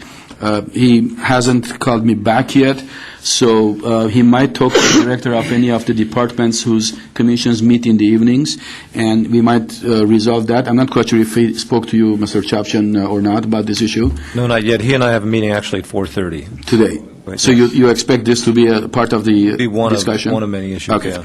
All right. So, we are in a position that we cannot have a full commission meeting if we stick to this kind of shifting around. Okay. Okay, Commissioner Solis. Well, last month we voted, we had this item on the agenda, and we voted to keep it on the fourth Thursday of the month at 2 p.m. in the council chambers. It was then brought back to us that we cannot have our meetings the fourth Thursday at 2 p.m. in the council chambers because there's already a prior event that was booked, a monthly event that's already been booked. However, we have been informed that we can still have our meetings on the fourth Thursday at 2 o'clock in this specific room that we're in right now. So I don't even see the need for this to be on the agenda. We already voted on something. The only thing that we need to do would be, I guess, I'd refer to the city attorney to make another motion to change the meeting place. But we already voted on the day and time. It's just a fact of a change of a meeting place. I think other commissioners have found who were against this, who were against the fourth Thursday in the first place, have found this an opportunity to completely just take a different day where we already voted as a commission to have it on the fourth Thursday at 2 p.m. The only thing that would need to change is the meeting place. So I just don't see an issue. I believe this is a non-issue because, like I said, we've already voted, and we would just change the meeting place. Okay. Any other comments? Yes. Two comments. First of all, the meeting that Mr. Chapchin will be attending this afternoon relates in part to another evening opportunity that's not listed here. Is that correct? Well, not really. Let me just specify. It's our standing meeting, Mr. Starbird and I have, and this will be one topic that I can discuss with him or broach the subject with him. I didn't know about the call to the city manager, but I'll ask him about the commissioner's call.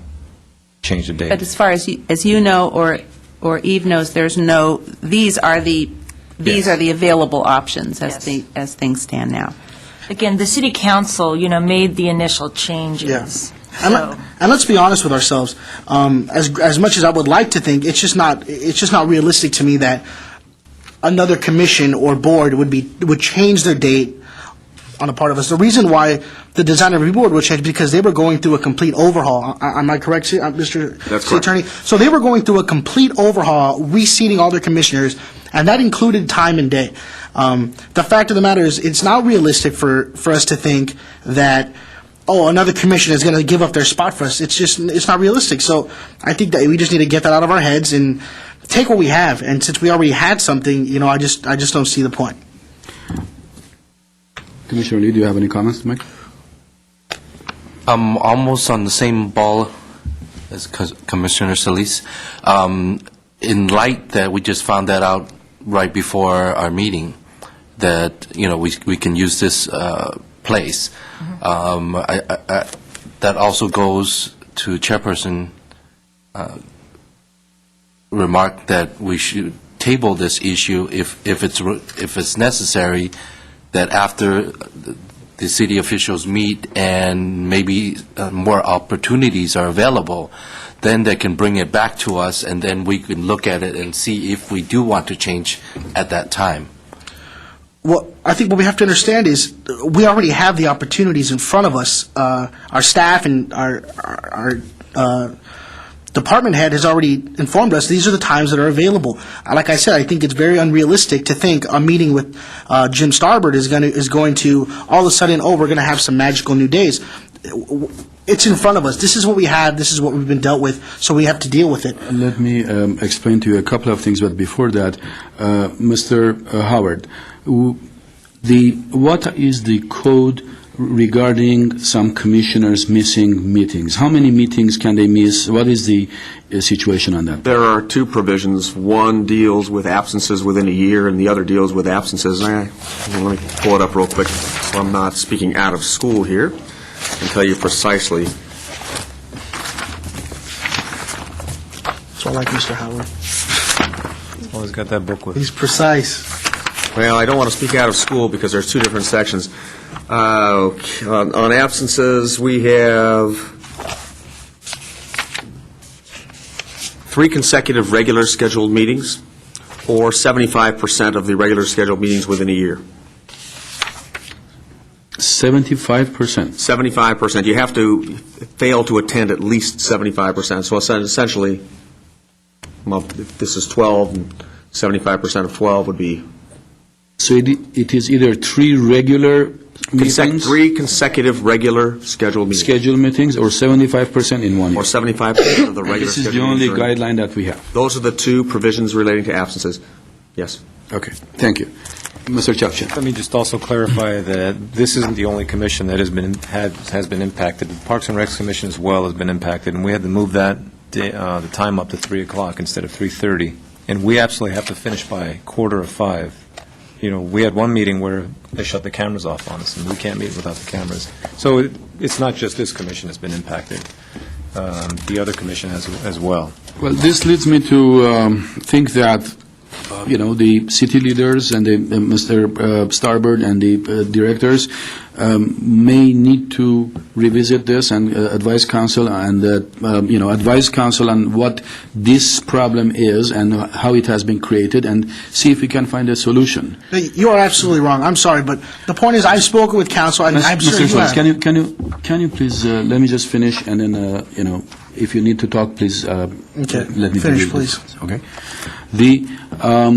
What my hope was since the design review boards, the one which is meeting currently on the fourth Thursday of the month, is a, so to speak, newly formed commission, although some of the members are from the past. If the city manager with Mr. Chapchan and Mr. Hagani, if they could see if it is convenient for them to move the meeting from the fourth Thursday to the Monday of whatever week, maybe the Monday that we are considering, if it is okay with all the 5 members of that board, then we could have our old time back, and I don't see anything wrong with it. If it is not possible, then we have to find another solution. But my hope is that one of these design review boards that meets on the fourth Thursday of the month can agree, the 5 of them can agree on a new date and time. And if they do, then we won't have a problem. My real problem is, right now, we are missing 2 of our members, and because of the time and because of all these schedules, I don't even know for our vacant seat anybody would be interested in applying, or if they do apply, then what kind of problems they will be facing. So I'm trying to solve a solution, and I'm not trying to be prejudgmental and say, oh, I don't know, Mr. Starbird will or will not.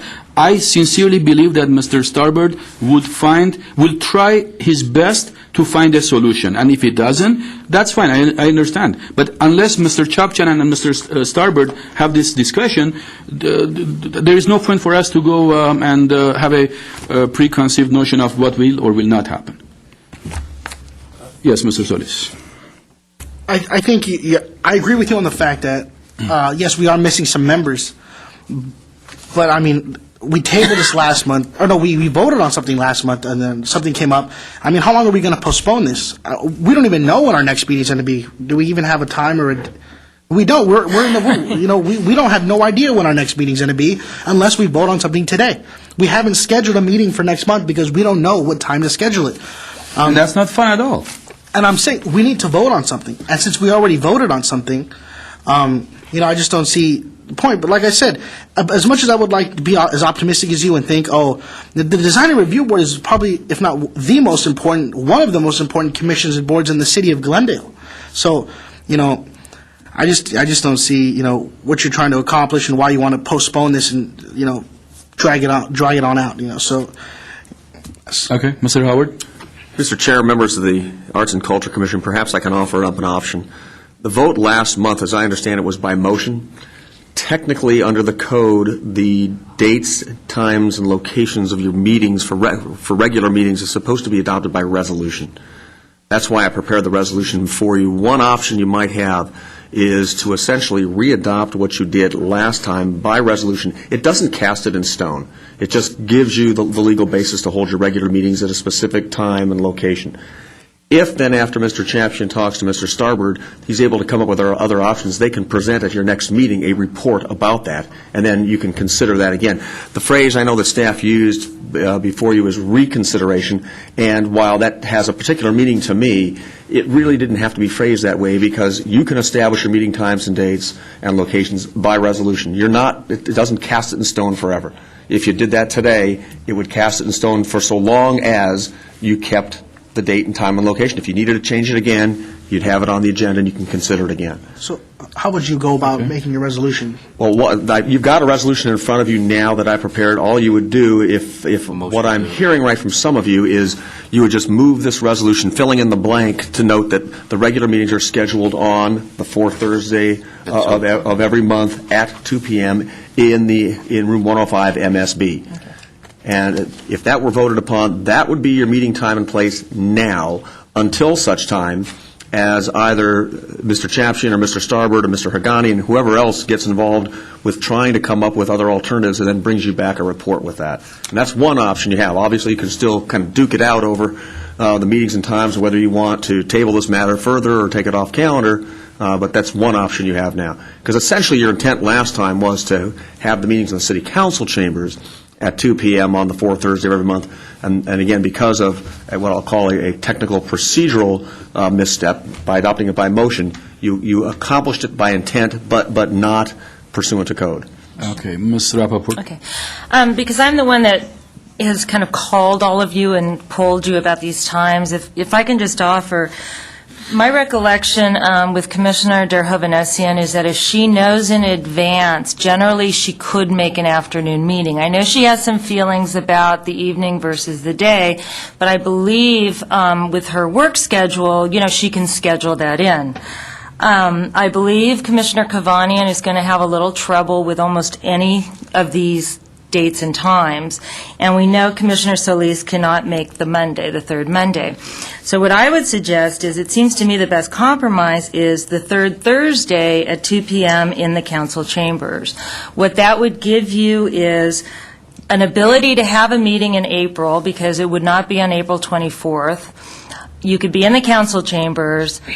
I believe Commissioner Derhovenessian, if she can make that switch. None of you seem to think there is much of a difference between the third Thursday and the fourth Thursday, and so I just wonder if that might not be a compromise that might work at this point.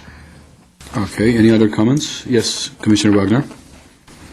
Like Commissioner Solis, I to the extent that we decided it last time, I hate to undecide it now.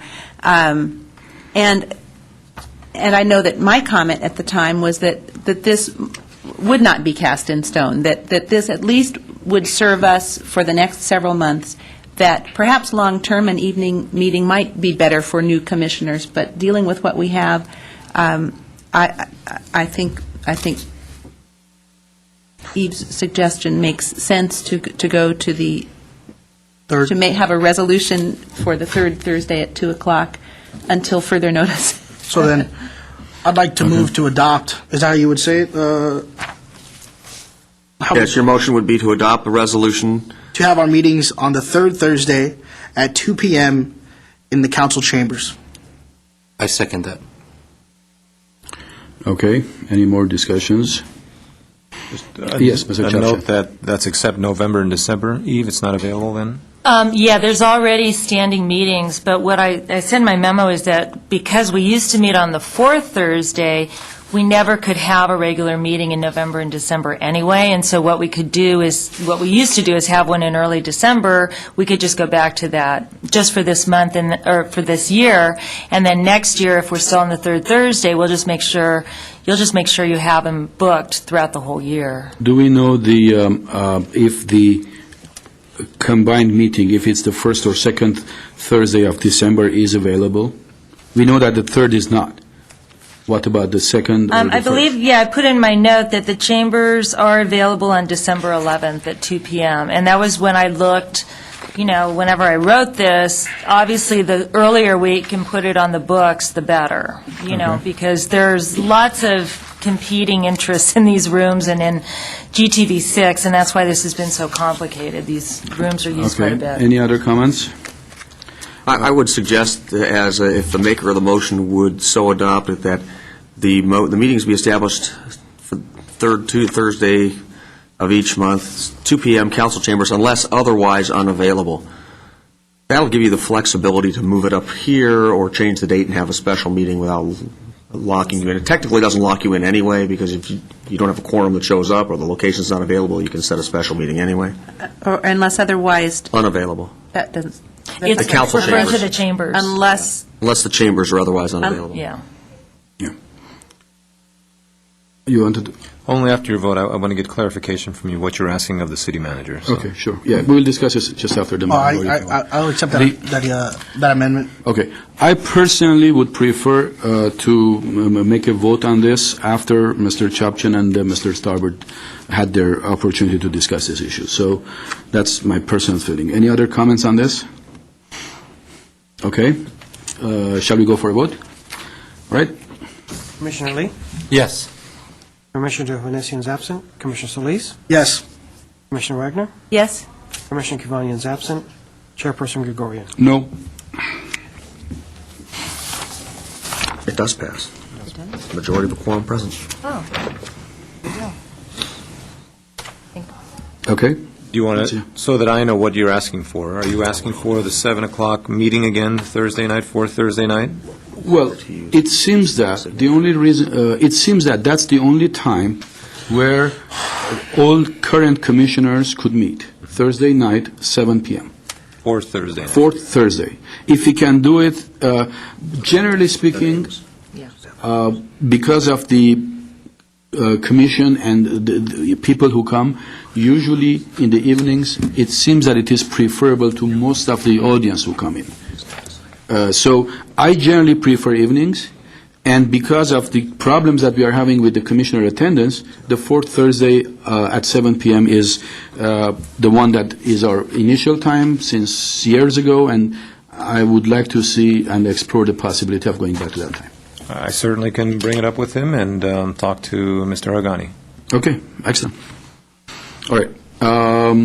Next item on the agenda, please. Reports, strategic plan update. There's not a lot, I think, to update from last time. I did draft a letter that Commissioner Gregorian, I sent you a copy of the letter. I don't know if you saw it. Okay, I will send it again.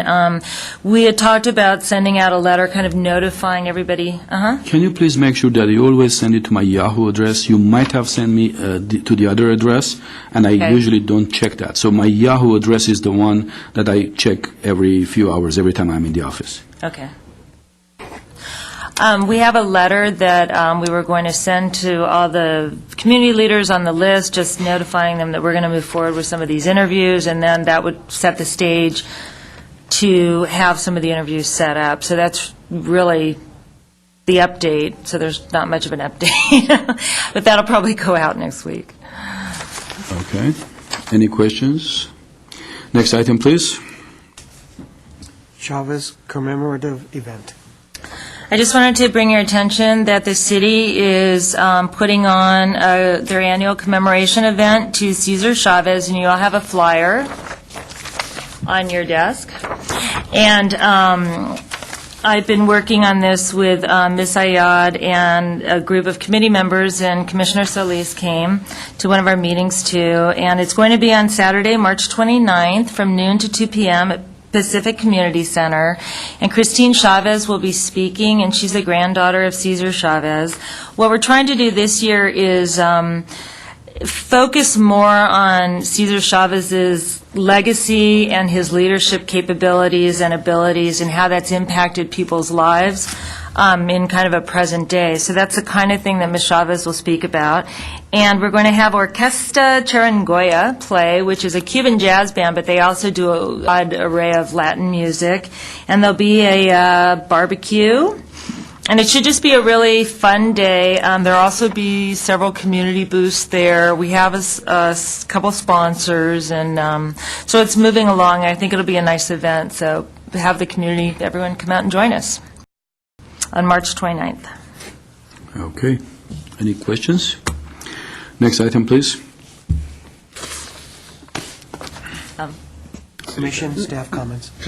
I'm sorry. One on the regular scheduled meeting, and I'm going to make a request that you delete the language, that you move to delete. The language that I actually asked you to add. In giving it some additional thought, it actually potentially creates more confusion and potentially conflicts with the Brown Act on the ability to notice special meetings. The intent of the Brown Act is that you have these regular meetings scheduled by resolution or some other formal document so that members of the public don't have to search around. If I add language about unless otherwise unavailable, that sort of dilutes the intent, and I don't want to do that. And so I'm going to recommend that you take that matter back up and just delete the language that I actually asked you to add. So that it would just read third Tuesday, 2 p.m., council chambers. So do we have to undo the motion and do a new motion? I think your motion would be just to delete that language that the city attorney recommended. And keep the rest. And keep the rest. Okay, well, then I move to delete the language. I've always wanted to say that. To delete the language the city attorney asked us to... You enjoy doing this, huh?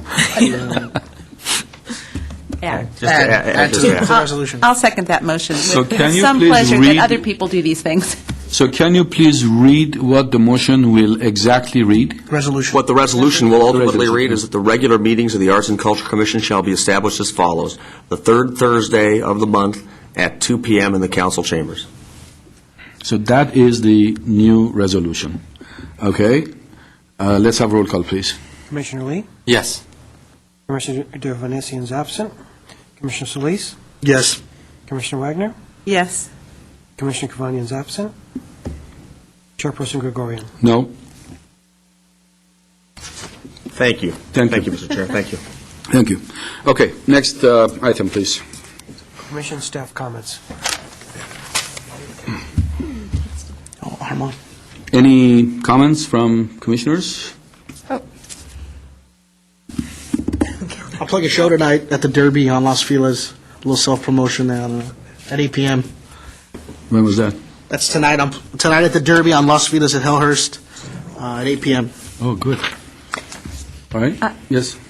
I will report, with respect to my representing this commission on the Brand Associates, my calendar says our meetings are the second Sunday of the odd months.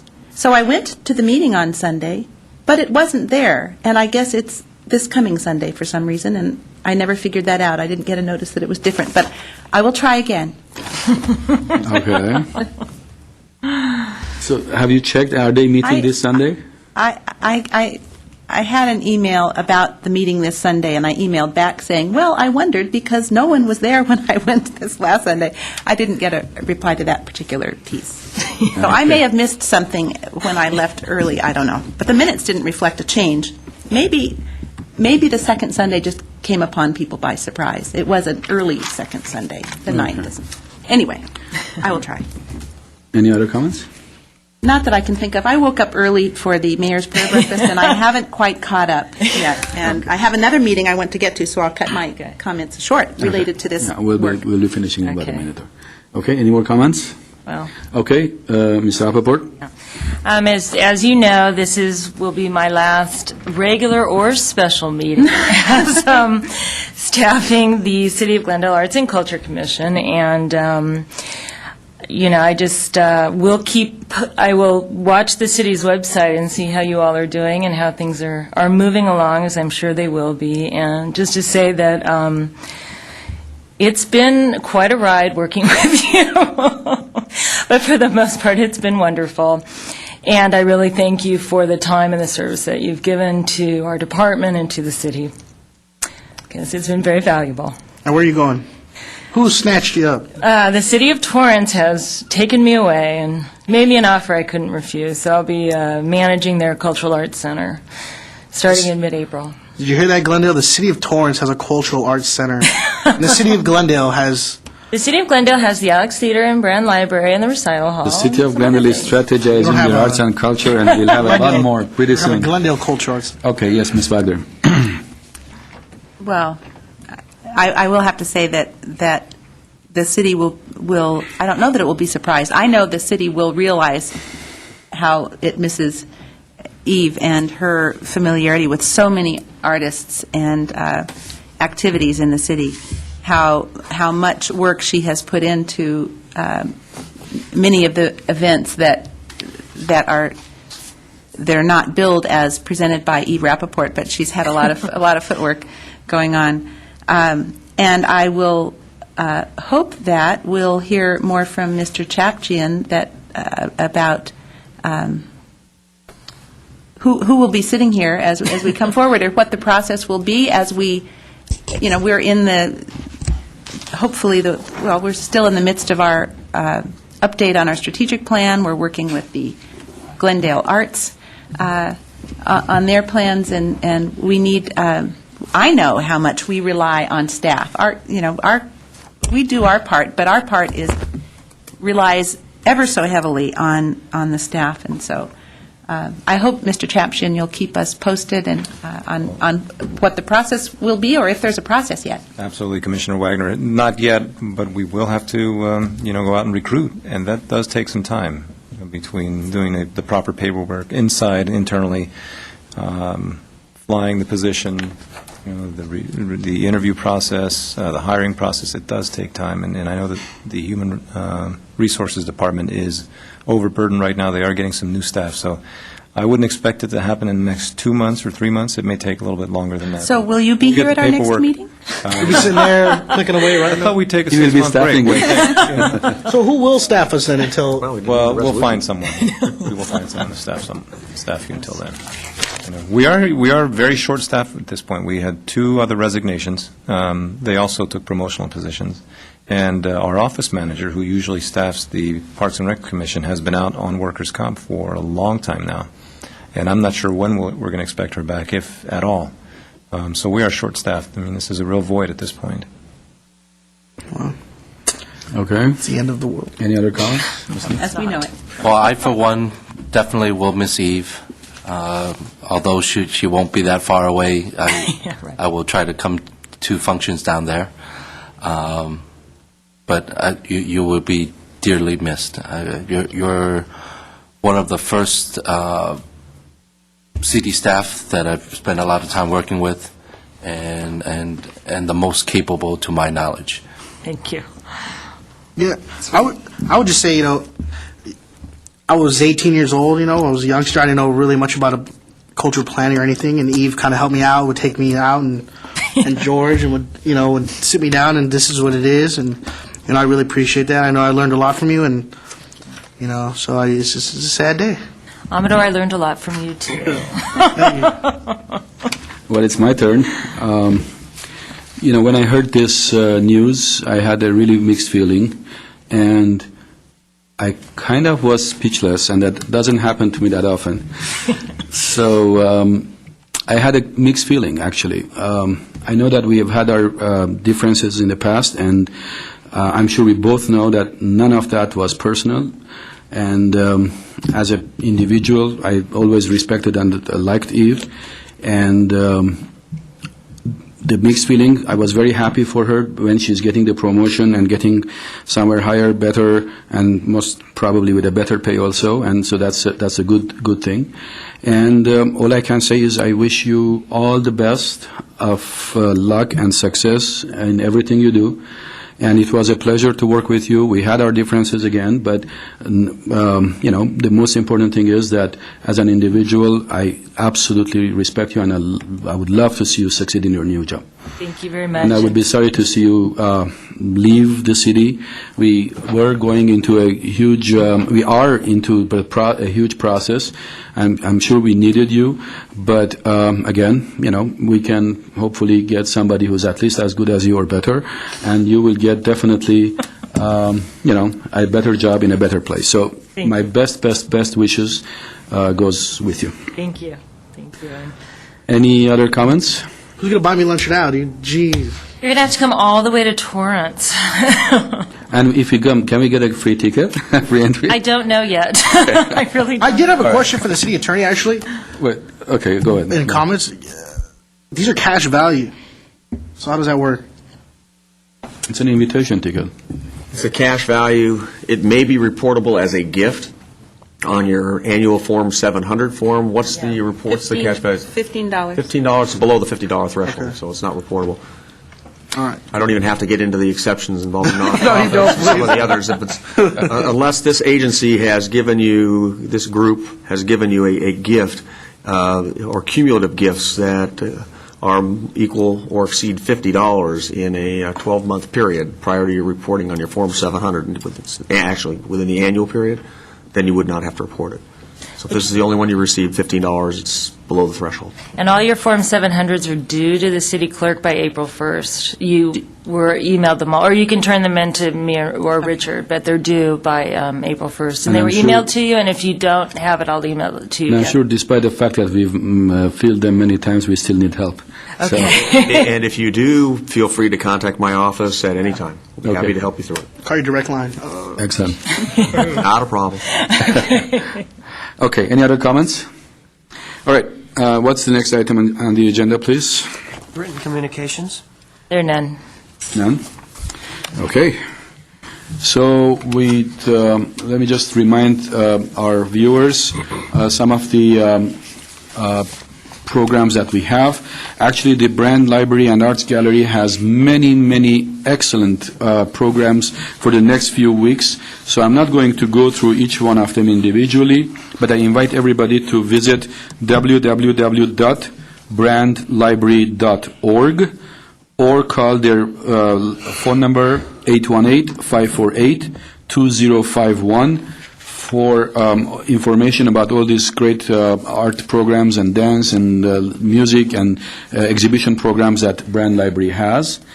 And again, I remind our viewers about the city-sponsored and organized Cesar Chavez event on Saturday, March 29th at 2 p.m. at Pacific Community Center. And I think I had something else in here, but I can't find it. So that will be it for now, just to cut the meeting short. Yes? Our agenda says the next regular meeting will be May 22nd. Will we be, but we will be having an April 17th meeting, is that correct? Or Well, we just in decided that the third Thursday of the month, we will have it, So, April 17th. yes. Our next regular meeting, the Glendale Cecil Chambers. Dun, dun, dun, dun.